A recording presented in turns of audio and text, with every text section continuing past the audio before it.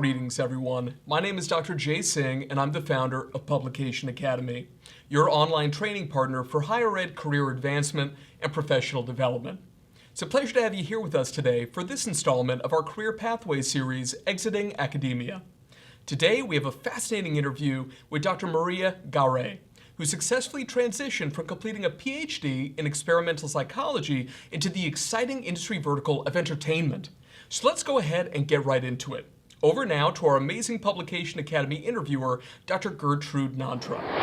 Welcome everyone, Dr. G. Nantra here. Today I'm excited to be interviewing Dr. Maria Garay. Did I say that right? Yes, Garay. Absolutely. You're welcome, Maria. So we're just going to jump in and just begin chatting about your educational background. What's your educational background? Yeah, first of all, I just want to apologize if there's a little lag or delay. I think some of the information coming to me is coming in a little slower, but my background is in social psychology. So I got my PhD from Tufts University in Boston, Massachusetts. During my time in the program, I studied everything sort of related to things about like racial stereotyping, prejudice, discrimination. I took a different lens on this work from a standard social psych perspective, which brought in a lot of elements of like race theory and intersectionality. And prior to that, I got my bachelor's in psychology at the University of Hawaii at Manoa, which is where I'm from. And yeah, I think the focus of our program was very experimental in nature, so learning how to do research experiments in contained lab settings, and we had a lot of training in data analytics and statistics as well. So that's a little bit of my background.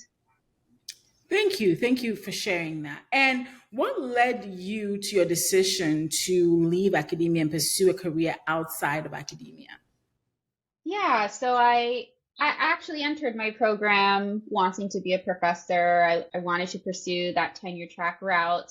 But as I learned more about the academic job market, how competitive it is, and also just some of the natural struggles that comes with being on tenure track and being a professor and managing research and teaching, I just felt like it wasn't kind of the right career for the lifestyle that I wanted. I wanted a lot more flexibility in my career. I wanted not to be tethered to sort of like the academic schedule and take time off whenever I wanted. I think, as with anyone, I wanted a little bit higher pay for my first role out of graduating from grad school. And then I also just really wanted a lot of autonomy on choosing where I would live and where I would see myself planting roots in the future. I felt like the academic job market, a lot of your ability to pick and choose and have agency for your life isn't really afforded in that space. Whereas an industry route, you can be really flexible. You can pick and choose different careers, different locations, etc. And that was really appealing to me and was one of the big reasons why I decided to leave academia. Yeah, and I think this is a common problem. It's a really common complaint that we don't, as people that want to become professors, you don't always get to pick and choose. It's sort of like you go where the job is, and that can feel very restricting, right? So thanks for sharing that. Mm-hmm. So what did you pivot to? What do you do now? And what does your job involve on a day-to-day basis? Yeah, so what I do now is actually very different from what I was doing. When I was looking for jobs outside of academia, I kind of actually just saw it as an opportunity to explore what a career would look like within sort of just like a side passion and interest of mine. And at the time, that was really within entertainment and media. I love staying up to date on different social media trends, and I love exploring how different brands market themselves, and a lot of that was very interesting to me. And on top of that, I like anime. So I thought, just how cool would it be if you could be a researcher at an anime company and help spearhead marketing initiatives and do the research to, guide strategies and whatnot. Like, I just think it would be the coolest space to be in. And so I searched up Crunchyroll, which was an app that I used to watch anime. And thankfully, they had a research analyst position. It was more entry level, which I think was great for me. And I applied and I got it. So it worked out really well. And so in my day-to-day job, it's much more like strategic focus. Like, how do we develop partnerships with other companies? How do we develop bundles with other subscription services? How do we market ourselves? How do we attract new audiences? Which is entirely different from what I mentioned my grad school education was really focused on. But it's been really fun and entertaining. I think we don't do as much research as you would imagine from like a grad school lens, but there's still a lot of like diligence that goes into my day-to-day job. So yeah, that's how I ended up where I'm at, and that's sort of like the topics that I cover now. Wow, that is so amazing. You took something that you were interested in, side hustle. What was the name of the app you mentioned that you watched anime on? Crunchyroll. Crunchyroll, and you looked for like, okay, I watch this stuff. Maybe like, let me see if this company has jobs. They did, and you that is just a fantastic story. Thank you for sharing that. That is really fantastic. Yeah. This is I think this is the first interview where somebody's actually talked about how they turned something that they were like something that was entertainment to them into a job, which is absolutely great. Thank you for sharing that. So I think like, oh, so sorry. Go ahead. Oh, I was going to say that's probably like a big advice that I would give out is take a look at all of the products and apps and clothing brands that you use every day and you're a fan of, and just go on their websites and see if they have jobs. Sometimes they do, and it's a perfect fit. That's exactly how I approached looking for a job. I looked for jobs at like Spotify, Netflix, Crunchyroll, all the stuff that I loved using, and it worked out. Take something you already use as a consumer and see if they have jobs. I love it. Next job, that's what I'll do. So let's talk a little bit about the mechanics behind actually landing the job, right? Because yes, you went on their website, you went and you looked at all these roles online, but how did that happen? How did you find it? What was the application process like? What was the interview process like? Yeah, so like everyone else, I usually was using LinkedIn primarily at the time just to see what was open and just applying through jobs through the LinkedIn platform that I was seeing. So Crunchyroll was really the only job that I went on to the company website to see if they had roles. They had a role, and I saw the same role on LinkedIn as well, just to make sure that it was still live and available. LinkedIn tells you how many people applied to a role and things like that. So I kind of just wanted to get some extra metrics. And it was on LinkedIn that it had an easy apply function, which everyone says don't use easy apply, but I did, and it landed me the job. So it worked out. So I'd say, if there's jobs with easy apply, go ahead, use the function. People will look at your resume. It's all right. Don't need to be scared of that. And then the actual interview process was, I actually think, where I was struggling the most when I was like first transitioning out of academia, because I just didn't know the right keywords that they were looking for. In academia, we boast about our publications and our grant fundings and our teaching, but in industry, they want to hear how you made impact and how you give actionable recommendations and how you stay on top of KPIs and OKRs. And you're like, what are these words and acronyms? I don't even know.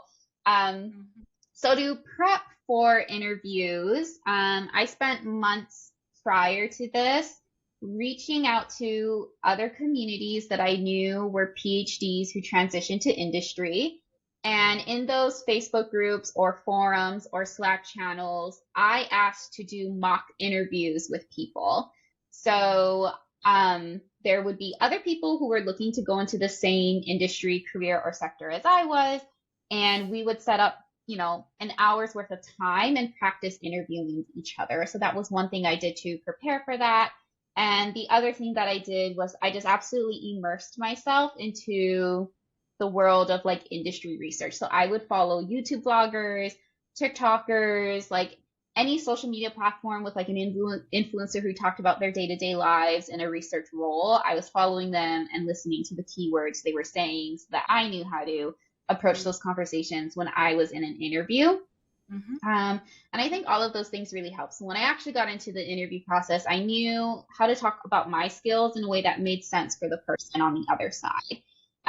So I knew how to highlight my research skill sets and, some of my more hard skills in a way that would make sense to the person. So that's sort of what I did to prepare for that. And yeah, I'll pause there. No, I think that was fantastic. Two parts of it that I absolutely enjoyed.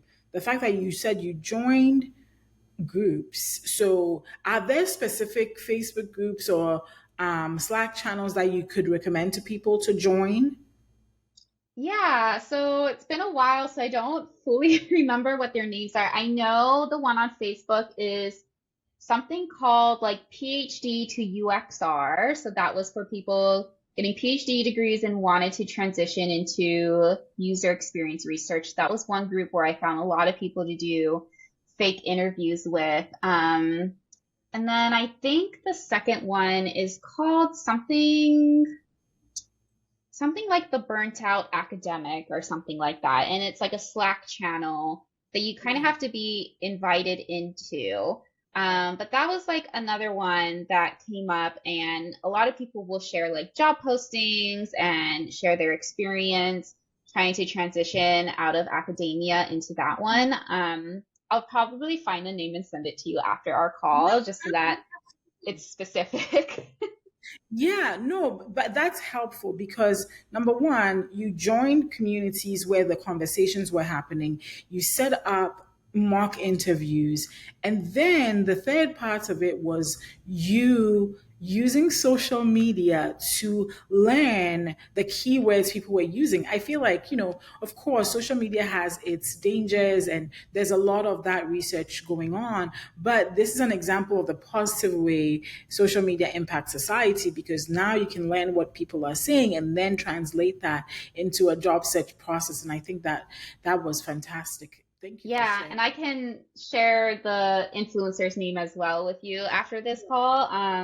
But it's actually funny because you were also one of the LinkedIn influencers per se that I followed to just like learn more about the transition and everything like that. So I think there's definitely a lot of learnings that can be taken off of people who are willing to like blog and share their life and experiences. Absolutely, absolutely. So there's a case for more academics really sharing what their day-to-days look like or what their work. You don't have to share what you're doing within your company because then you run into legal issues, but really sharing some of that for people behind you. One of the reasons I started doing this and one of the reasons we're doing this whole project is letting people see that they're not alone in their emotions, they're not alone in, what they're thinking. Because a lot of the time people think I'm the only one that thinks this way. Like sharing the fact that you were using Crunchyroll and you went to look for jobs there and you landed a job. I think that's fantastic. Anyway, moving on. What do you think the hardest part of the transition from academia to industry was? The hardest part was picking up business lingo and switching my mindset for research to be much more strategic than curiosity driven. So in academia, I felt like the common way people came up with research ideas was just curiosity and wanting to learn more.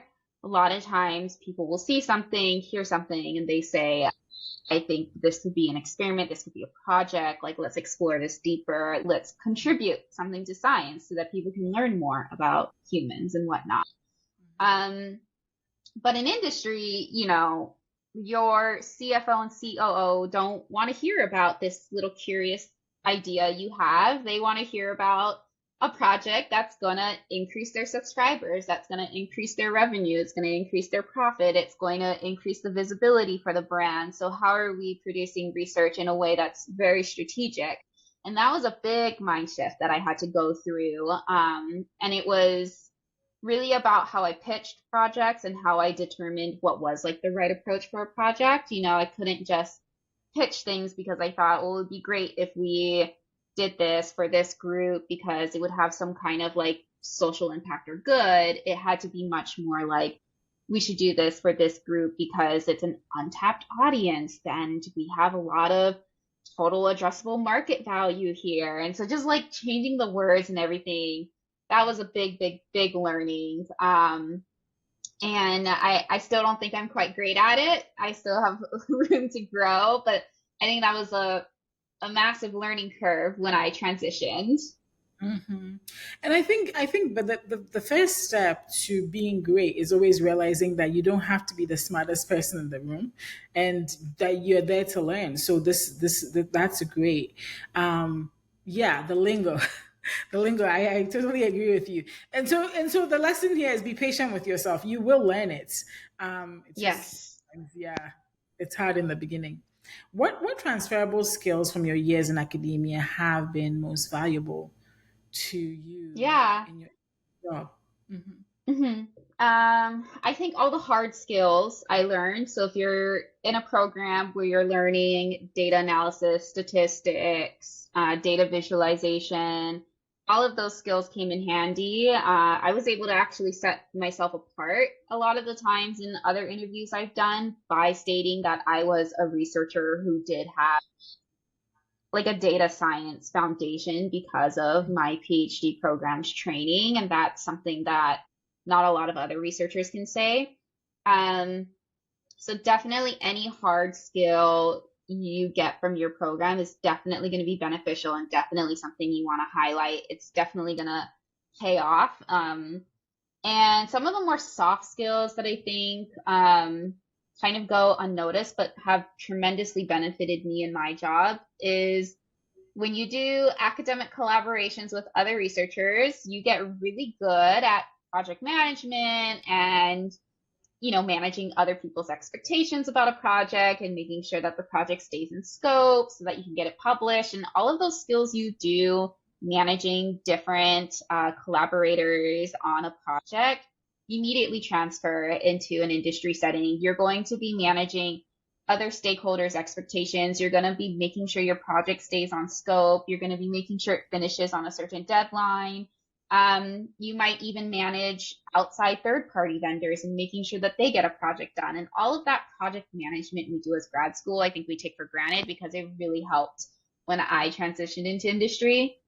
And the other one is communication. So I think everyone who's gone through grad school and has done presentations in front of who knows who has perfected the skill of being able to convey results in compelling ways, in ways that are thought-provoking, and just have really great communication skills. And that will get you so far in industry because it's the people who can communicate that people view as confident, they view them as competent, and people will trust you more in that sense. And I think a lot of the project management skills, the communication skills we develop, and the hard skills, those will all tremendously help anyone transition into industry. Right. No, that great transferable skills. Communication, especially because communication is not always also verbal. Your written communication is just as important. And Mm-hmm. so learning to communicate on all those levels is crucial. So great.